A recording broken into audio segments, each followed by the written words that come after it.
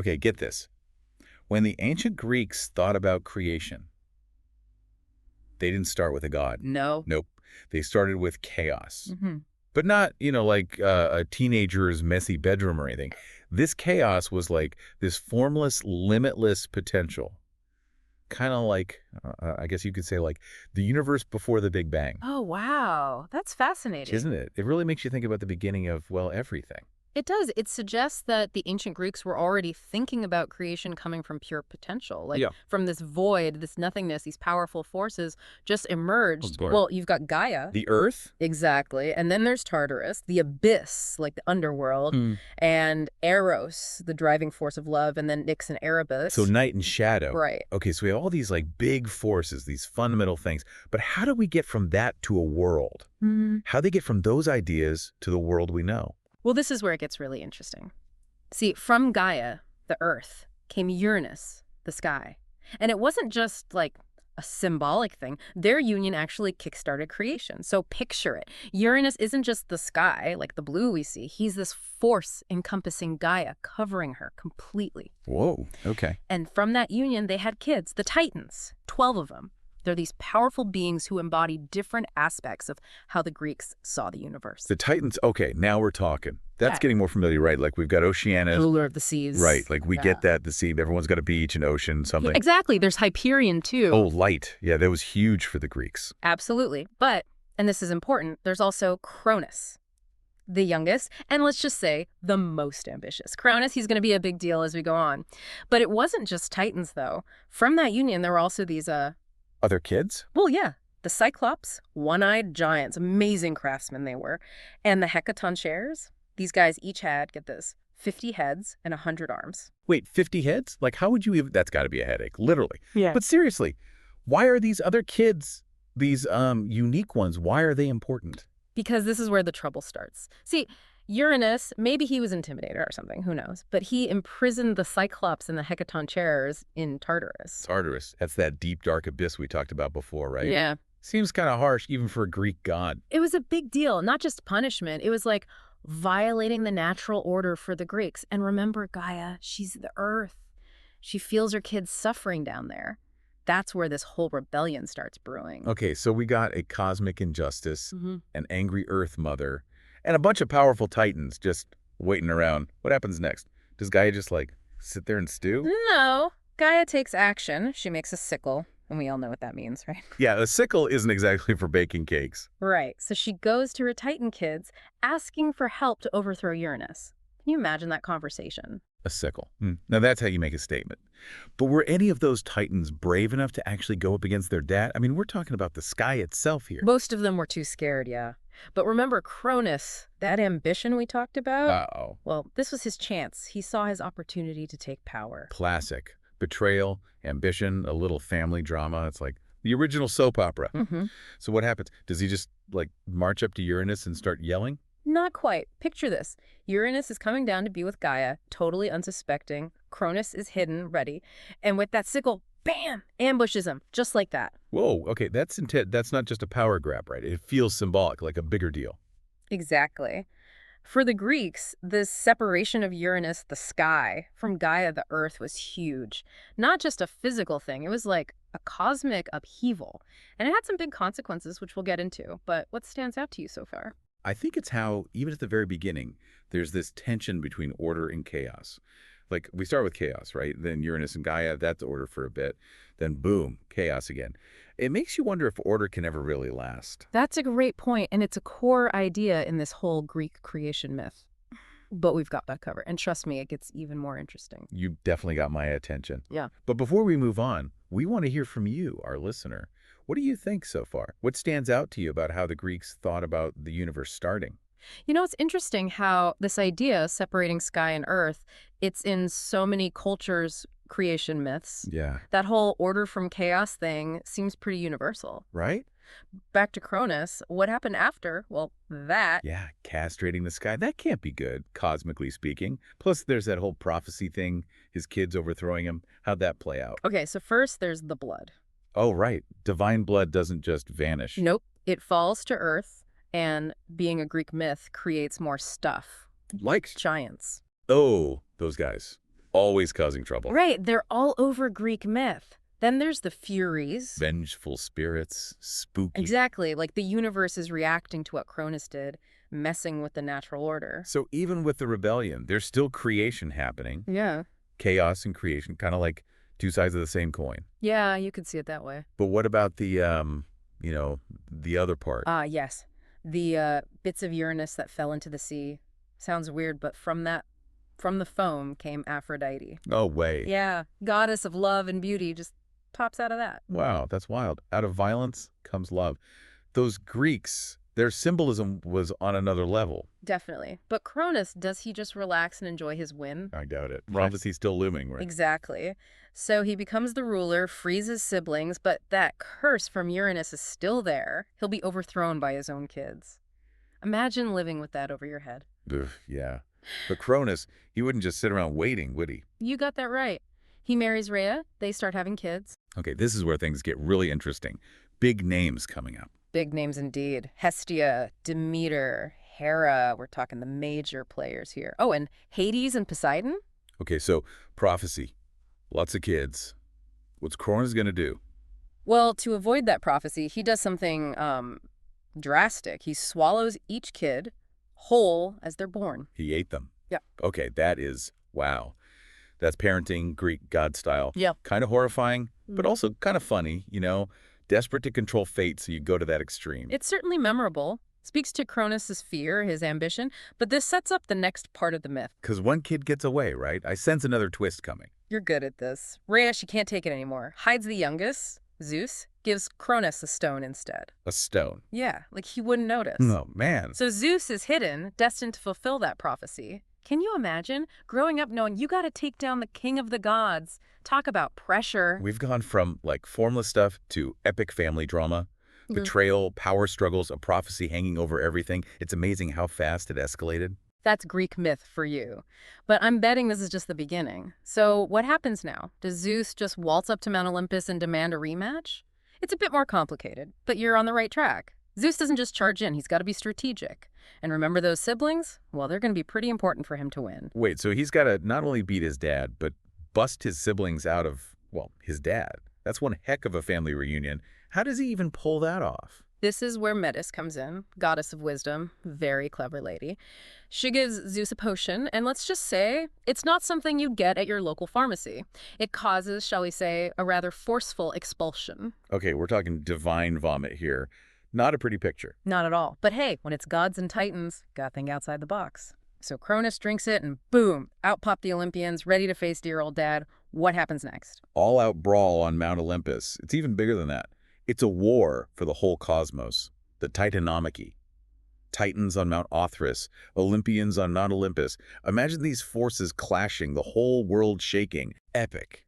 But wait, didn't we have some other players way back when? What about the Cyclops? And those 100-handed hecaton chairs? They get involved. But they do, and they're key for the Olympians. Zeus, maybe learning from his dad's mistakes, frees them from Tartarus. He sees how strong they are. Smart move. Going up against Titans, you want the big guns, and those guys are all big guns. What do? The Cyclops, they're master craftsmen, right? They made the Olympians some awesome weapons. Zeus got his thunderbolt, Poseidon got his trident to control the seas, and Hades, well, he got something a bit darker. Oh, I gotta ask. What'd the underworld get? Like a giant shovel for all those graves? Not quite, but equally awesome, the Helm of Darkness made him invisible. Perfect for the god of the unseen world, right? Totally. And the hecaton chairs. Did they just stand there and, flex? No way! Picture hundreds of hands chucking huge boulders at the Titans. Mount Othrys must have been shaking. It must have been an incredible sight. This battle is insane. But was it all just brute force? Or were there any, clever moves that turned things around? There were a few. But here's a big one. Gaia, remember her? She started this whole mess. Well, she prophesies that Zeus can only win with help from another kid of hers, a giant named Typhon. Hold on, Gaia switched sides. I thought she was Team Olympian now. Gaia's tricky. She's about balance, not picking sides. She saw the potential for good and bad in Zeus and the Olympians. So did Zeus go recruit this Typhon? He sounds pretty scary. Zeus was worried about Typhon. He knew that much power would be hard to control, so he focused on his team, making them stronger, smarter. And the war, It went on for 10 years. 10 years. That's longer than some TV shows. But the Olympians won in the end, right? I mean, they're running things in all the Greek myths we know. You got it. They beat the Titans, locked them up in Tartarus, and that's how they took over the cosmos. A new era, a new order. So after all that chaos, Yeah. New Order wins. But I bet it doesn't end there. What's next? Did the Olympians just sit back and relax? That's just the start of their story. Rebellions, figuring out how to rule, and dealing with each other. They are a family, and a pretty messed up one at that. I'm seeing a pattern here. Even with the New Order, chaos always seems ready to pop up again. Makes you wonder if things can ever really be stable. That's a great point, and it's key to understanding the Greeks. But let's not get ahead of ourselves. There's so much more to explore about the Olympians: love, loss, victory, defeat. It's a story that still fascinates us thousands of years later. This deep dive has been incredible. From nothing to the universe being born, epic fights, betrayals, the whole order and chaos thing. And we've barely scratched the surface. Greek myth is huge and totally fascinating. Every myth, every story, it tells us something about being human, about our hopes and fears, what we struggle with, what we achieve. It's like a tapestry woven from imaginations, symbols, and deep insights into what it means to exist. So what are you waiting for, listener? Dive into the world of the Olympians, explore their stories, and see what ancient wisdom you can find. Who knows what you'll discover? Until next time on A Deep Dive. Okay, so we're back, and things are about to get real. We've got Zeus hidden away, just waiting to fulfill that prophecy and take on Cronus. Talk of an underdog story, right? Yeah. But this one's got a cosmic twist. What happens next? Does he just show up at Mount Olympus like, hey, Dad, remember that prophecy? Yeah, it's go time. He's definitely got a plan, but yeah, there's a lot of drama. Zeus doesn't just, go charging in. He's got to be smart about it. And remember all those siblings Cronus swallowed? Yeah. Well, they're going to be key to Zeus winning this whole thing. Wait, so Zeus has to not only beat his dad, but also break his siblings out of his dad. Wow, that's a family reunion I wouldn't want to be a part of. How does he even manage that? Well, this is where Metis comes in. She's this goddess, super wise and clever. She gives Zeus a potion, and it's not exactly, cough syrup or anything. Let's just say it causes a pretty forceful expulsion. Okay, so we're talking divine vomit here. That can't be pretty. Definitely not. But hey, we're dealing with gods and titans here. You got to get creative. So Cronus, he drinks this potion, and bam, out come the Olympians, ready to face dear old dad. So what happens next? Is it an all-out brawl on Mount Olympus? Well, it can't be that simple. You're right, it's way bigger than that. We're talking a war for, the entire universe. The Titanomachy, the Titans, Cronus is leading them. They've got Mount Othrys, and the Olympians, they're on Mount Olympus. Imagine these forces clashing. The whole world must have been shaken. This is intense. But hold on, way back at the beginning, there were those other kids, right? The Cyclops and those Hecaton chair, those 100-handed giants Uranus locked up.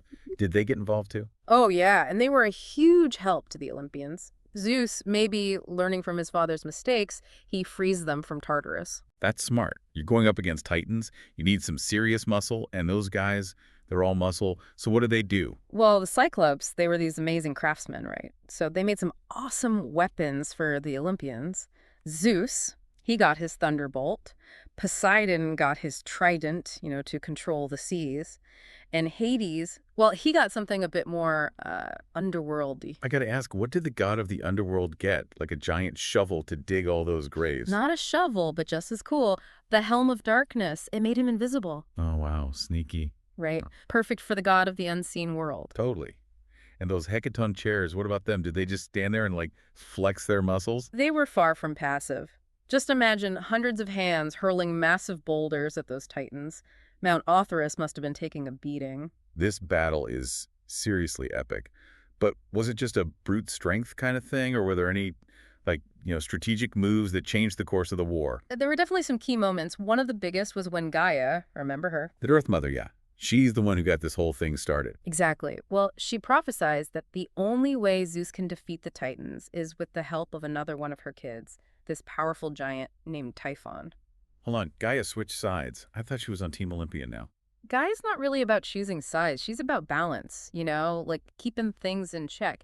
And she saw that Zeus and the Olympians could be both good and bad. So did Zeus go and try to get this Typhon on his side? He sounds pretty scary. Zeus was careful.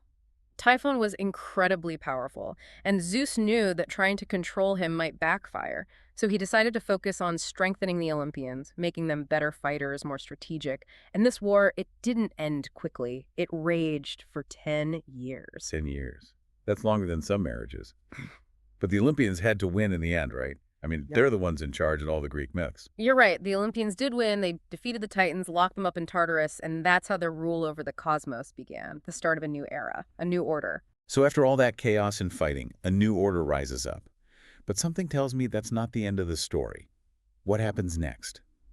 Do the Olympians just kick back and relax, enjoy their victory? Oh no, that victory, it's just the beginning of their story.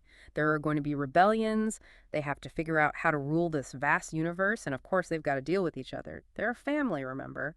And not exactly a functional one. I'm starting to see a pattern here. Even with a new order in place, chaos seems to be waiting just around the corner, ready to erupt again. Makes you wonder if things can ever be truly stable. You've hit on a really important idea there, and it's a key part of understanding the Greek worldview. But we'll have to save that for another deep dive. There's just so much to explore about the Olympians, their loves and losses, their triumphs and failures. It's a story that people have been fascinated by for thousands of years. This deep dive has been incredible. From pure nothingness to the birth of the universe. Epic battles, betrayals, that constant push and pull between order and chaos. And to think, we've only just scratched the surface. The world of Greek mythology is vast and endlessly fascinating. It's full of these stories and myths that give us glimpses into the human experience, our hopes and fears, our struggles and our triumphs. It's a tapestry woven from imagination, symbolism, and insights into what it means to exist. So to all our listeners out there, dive into the world of the Olympians, explore those stories, and see what ancient wisdom you can find hidden within those myths. Who knows what you might discover. Thanks for joining us on this deep dive, and we'll see you next time.